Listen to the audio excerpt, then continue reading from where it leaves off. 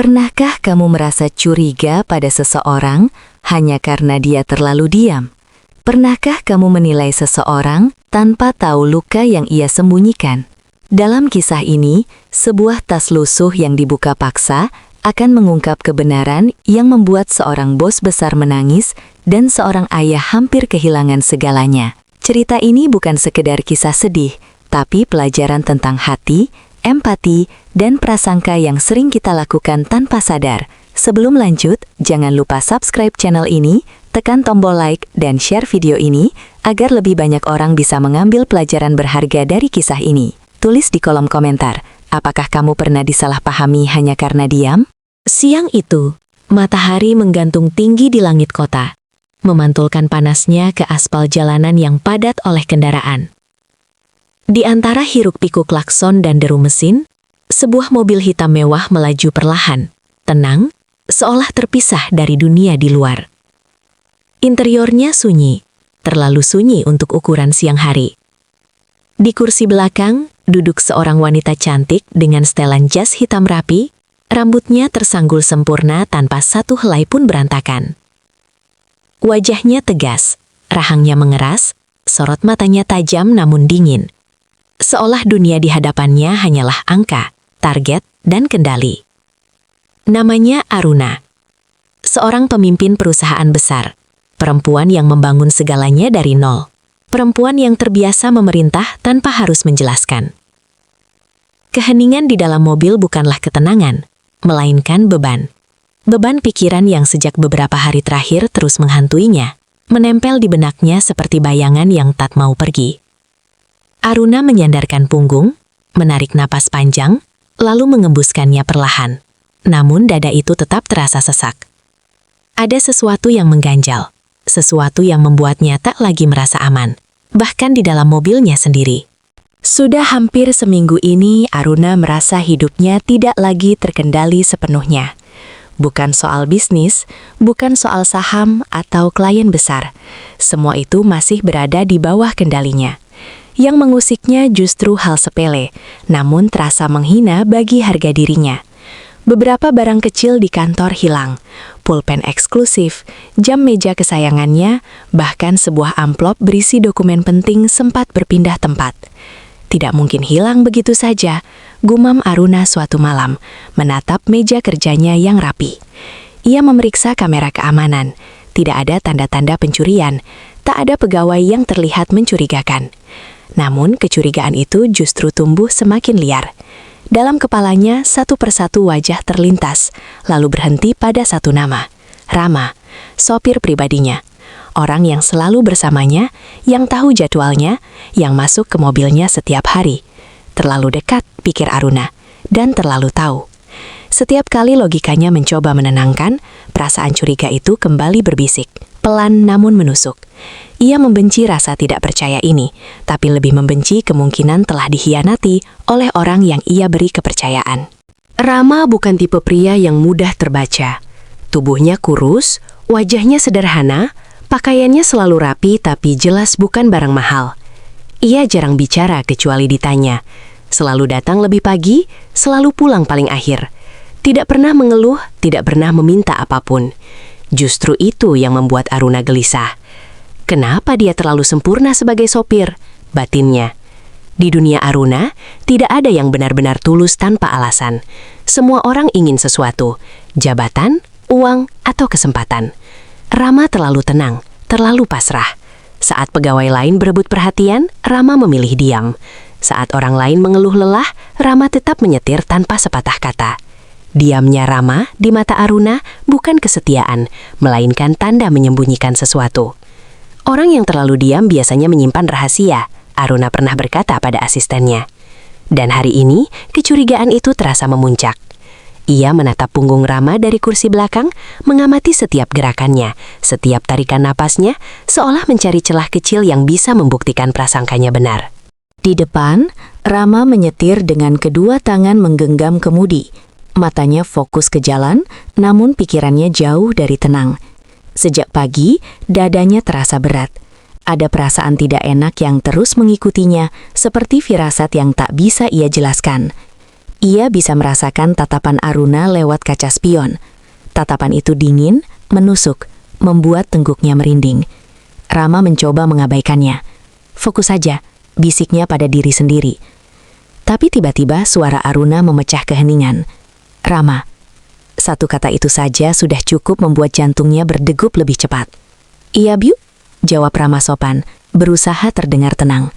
Berhenti di pinggir jalan. Nada suara Aruna datar, tanpa emosi. Namun justru itulah yang membuatnya terasa mengancam. Rama menginjak rem perlahan. Mobil berhenti. Udara di dalam mobil seolah menebal. Rama menelan ludah. Tangannya sedikit berkeringat. Ia menoleh setengah badan. Ada apa ya, Bu? Tanyanya hati-hati. Aruna tidak langsung menjawab. Ia hanya menatap lurus ke depan. Rahangnya mengeras, seakan sedang menimbang sesuatu yang berat dalam hatinya. Beberapa detik berlalu dalam keheningan yang menyiksa. Lalu Aruna menoleh tajam. "Saya mau lihat tas kamu." Kalimat itu jatuh seperti palu. Rama membeku. Wajahnya pucat seketika. "Tas saya," ulangnya pelan, hampir tak terdengar. Jantungnya berdetak keras, seolah ingin keluar dari dadanya. Tangannya refleks mengepal di atas paha. "Kenapa, Bu?" tanyanya. Suaranya bergetar, bukan karena marah, melainkan takut. Aruna menyilangkan tangan. "Jangan banyak tanya. Buka sekarang." Tidak ada ruang untuk menolak. Rama menarik napas panjang. Dalam hati ia berdoa. Tangannya gemetar saat meraih tas kain lusuh di bawah kursi. Tas itu terlihat biasa saja, bahkan memalukan untuk dibawa di mobil semewah ini. Dengan gerakan pelan, Rama menyerahkannya. Aruna langsung mengambil dan membuka resletingnya tanpa izin. Rama menunduk. Dalam detik-detik itu, bukan hanya tas yang terbuka. Harga diri, rahasia, dan hidupnya sendiri terasa ikut terkuak. Ia hanya bisa berbisik lirih dalam hati. "Ya Allah, kuatkan saya." Resleting tas itu terbuka perlahan, mengeluarkan suara lirih yang terdengar begitu keras di telinga Rama. Aruna mengintip ke dalam dengan tatapan waspada, seolah siap menemukan bukti yang selama ini ia curigai. Namun, detik pertama, kedua, hingga ketiga berlalu. Tak ada emas, tak ada uang tebal, tak ada barang miliknya yang hilang. Hanya benda-benda sederhana yang tertata rapi di dalam tas itu. Aruna mengernyitkan dahi.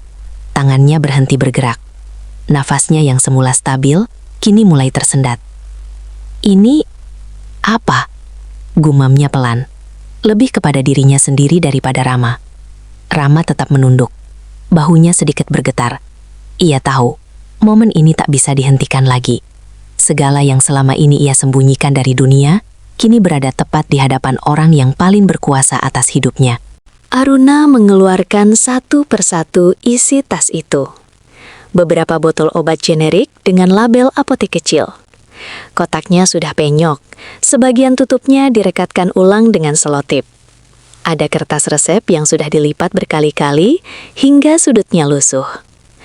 Uang receh dan beberapa lembar uang kecil disimpan dalam amplop coklat, dihitung dan diikat rapi dengan karet gelang. Aruna terdiam lama. Tenggorokannya terasa kering. "Obat?" bisiknya. "Buat siapa?" Rama menarik napas panjang, seolah menyiapkan diri untuk sesuatu yang menyakitkan. "Buat anak saya, Bu," jawabnya pelan. Suaranya serak.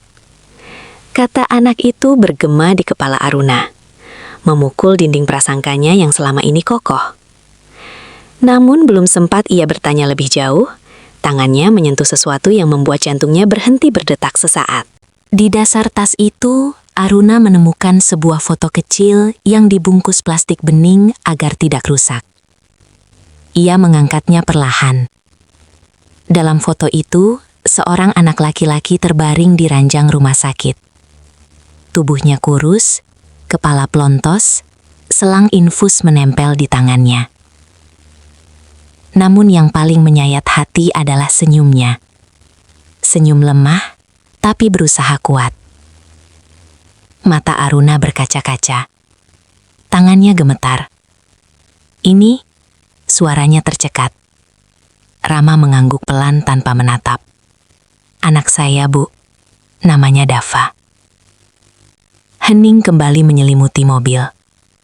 Dunia seakan berhenti berputar. Aruna menatap foto itu lama.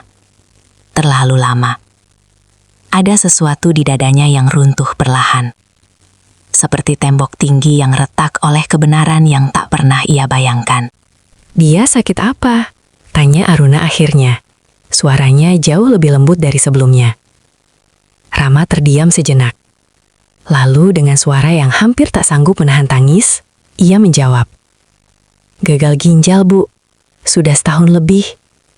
Kata-kata itu jatuh berat. Rama mengepalkan tangan, menahan emosi yang sejak tadi berdesakan di dadanya. Ibunya sudah meninggal. Saya cuma punya dia. Air mata Rama akhirnya jatuh, menetes ke lantai mobil. Saya kerja apa saja, Bu. Asal halal. Saya cuma mau anak saya hidup. Aruna menutup mulutnya dengan tangan. Nafasnya bergetar. Ia merasa malu. Malu pada pikirannya sendiri. Malu pada kecurigaan yang begitu kejam terhadap seorang ayah yang sedang berjuang mati-matian. Aruna kembali menatap isi tas itu, kali ini dengan mata yang berbeda. Ia menemukan secari kertas kecil, tagihan rumah sakit. Angkanya tidak besar bagi dirinya, tapi terasa mustahil bagi seorang sopir. Dadanya terasa sesak, matanya panas. Rama, panggilnya lirih. Rama menoleh perlahan. Saya tidak pernah mencuri, ucap Rama terbata. Kalau saya berani ambil sesuatu yang bukan hak saya, mungkin hidup kami lebih mudah. Tapi saya tidak bisa, Bu. Kalimat itu menghancurkan sisa prasangka Aruna. Air mata yang sejak tadi tertahan akhirnya jatuh. Untuk pertama kalinya, Aruna menangis bukan karena bisnis, bukan karena kegagalan, melainkan karena ia menyadari betapa kejamnya ia menilai seseorang tanpa mengenal luka di balik diamnya. Tangisan Aruna pecah tanpa bisa ia kendalikan. Bahunya bergetar, dadanya naik turun, menahan sesak yang tiba-tiba menyerang. Ia memalingkan wajah, mencoba menyembunyikan air mata, namun sia-sia. Maafkan saya, Rama, ucapnya lirih, nyaris berbisik. Kata maaf itu terasa asing di lidahnya. Selama ini, ia terbiasa memerintah, bukan meminta pengampunan.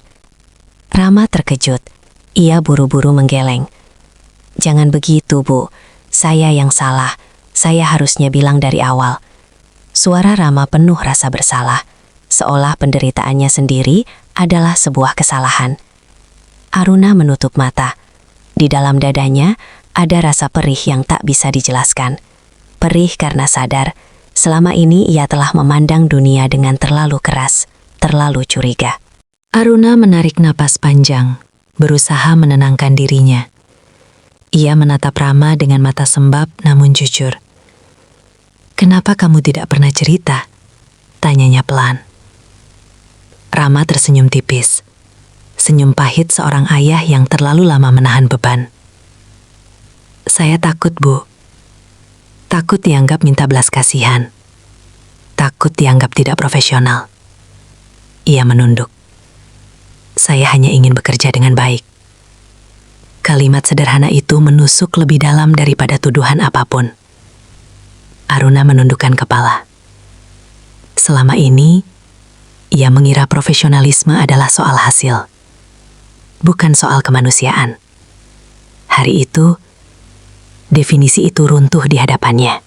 Sunyi kembali menyelimuti mobil. Namun kali ini, sunyi itu bukan lagi penuh kecurigaan, melainkan penuh penyesalan.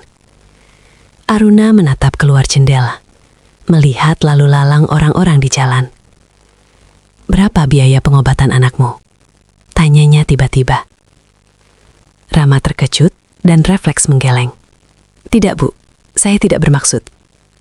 Aruna mengangkat tangan, menghentikannya. "Jawab saja." Rama menarik nafas.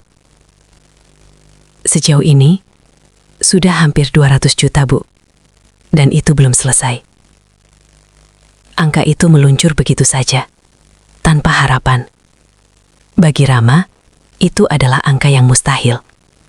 Namun bagi Aruna, angka itu terasa seperti cermin yang memantulkan betapa kecilnya empati yang selama ini ia miliki.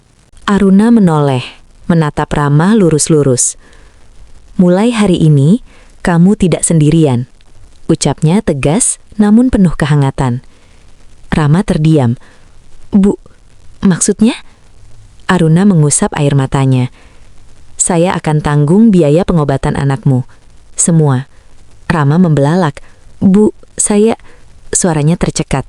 Lututnya terasa lemas. "Saya tidak tahu harus berkata apa." Air mata Rama jatuh lagi.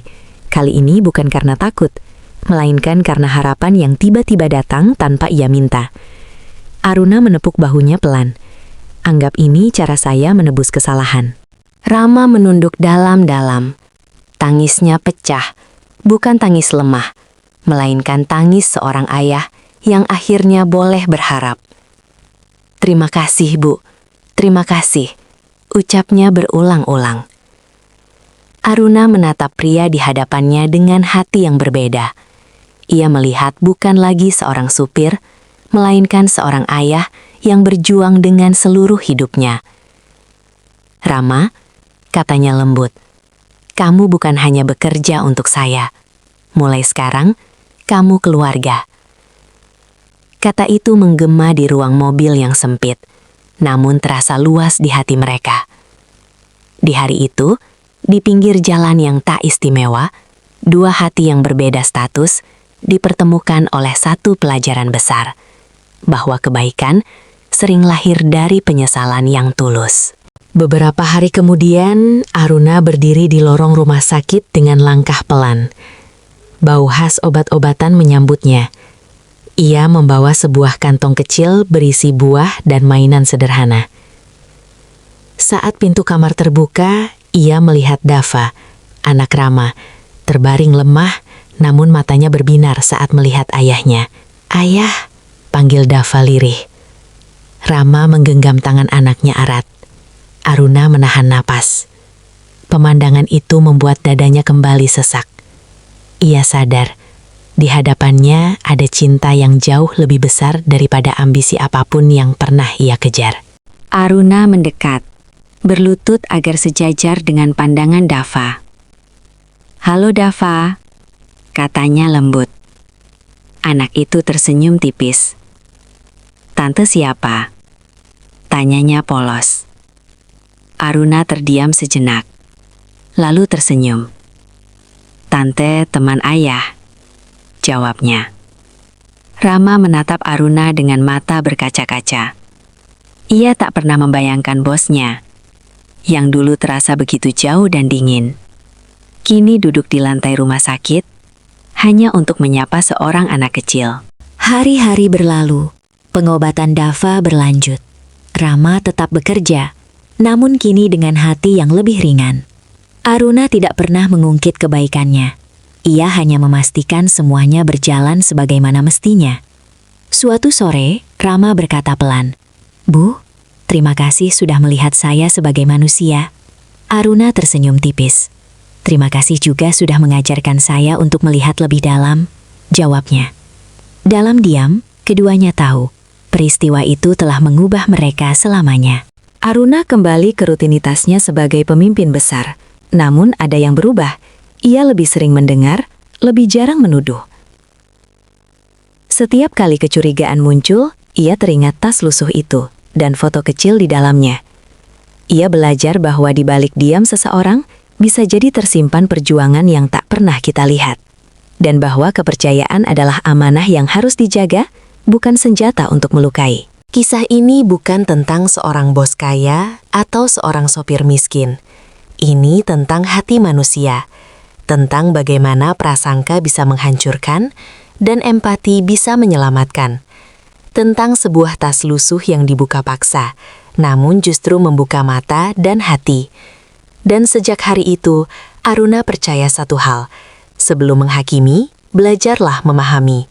Karena seringkali, orang yang paling diam adalah mereka yang sedang berjuang paling keras.